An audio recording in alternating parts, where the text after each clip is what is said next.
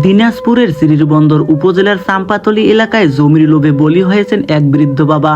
জমি লিখে না দেওয়ায় নিজের জন্মদাতা পিতাকে নৃশংসভাবে খুন করার অভিযোগ উঠেছে আপন ছেলের বিরুদ্ধে। এই বর্বরচিত হত্যাকাণ্ডের পর ক্ষোভে ফেটে পড়েছেন স্থানীয় বাসিন্দারা।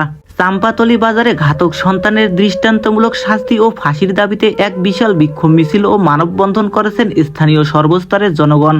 স্থানীয় ও পুলিশ সূত্রে জানা যায়, শ্রীরবন্দর উপজেলার চাম্পাতলী গ্রামে দীর্ঘদিন ধরে জমি জমা নিয়ে বাবার সাথে তার ছেলের বিরোধ চলছিল।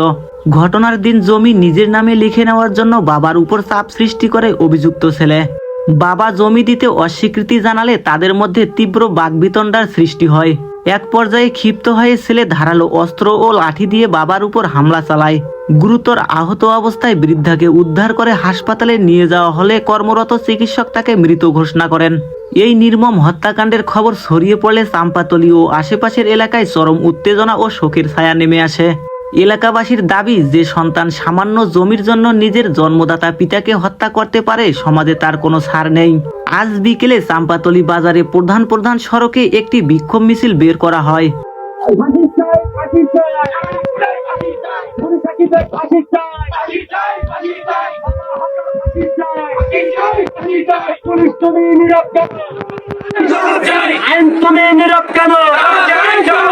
প্রশাসন নীরব কেন? পুলিশ তুমি পোশাক খোলো, বাসায় গিয়ে ঘুম পারো। তুমি পোশাক খোলো। মিছিলে হাজার হাজার স্থানীয় মানুষ, নিহতের স্বজন ও প্রতিবেশীরা অংশ নেন। এ সময় তারা বাবার হত্যাকারী ফাঁসি চাই, খুনির আস্তানা চাম্পাতলীতে হবে না ইত্যাদি স্লোগান চারপাশে মুখরিত করে তোলে। এ সময় তারা বাবার হত্যাকারীর ফাঁসি চাই এবং খুনির আস্তানা চাম্পাতলীতে হবে না ইত্যাদি স্লোগানে চারপাশ মুখরিত করে তোলেন।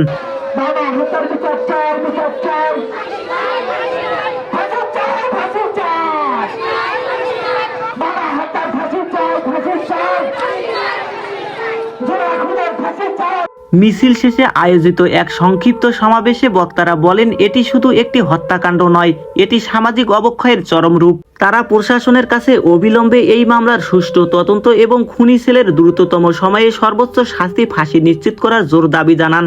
শ্রীরবন্দর থানার ভারপ্রাপ্ত কর্মকর্তা ওসি জানান, হত্যাকাণ্ডের খবর পাওয়ার পরপরই পুলিশ ঘটনাস্থল পরিদর্শন করেন। মরদেহ উদ্ধার করে ময়না তদন্তের জন্য Dinajpur M Abdur Rahim medical college হাসপাতাল মর্গে পাঠানো হয়েছে। এই ঘটনায় একটি হত্যা মামলা দায়ের করা হয়েছে। পুলিশ আসামিকে গ্রেপ্তারে সর্বোচ্চ অভিযান চালাচ্ছে এবং খুব দ্রুতই তাকে আইনের আওতায় আনা হবে বলে এলাকাবাসীকে আশ্বস্ত করেছে প্রশাসন। এলাকার পরিস্থিতি বর্তমানে থমথমে থাকলেও পুলিশি নজরদারি জোরদার করা হয়েছে।